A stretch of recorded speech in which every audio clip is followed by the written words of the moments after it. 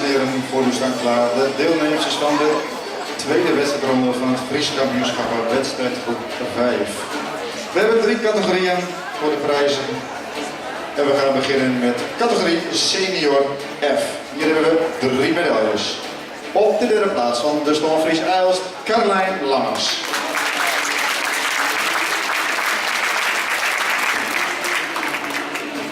Op nummer 2, en dat scheelt 0,008. Eva Westhoff.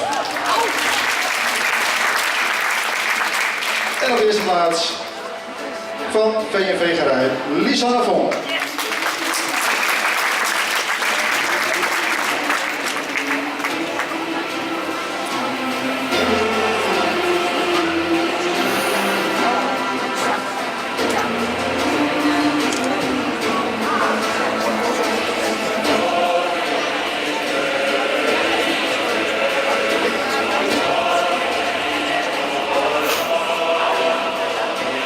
Dames, gefeliciteerd.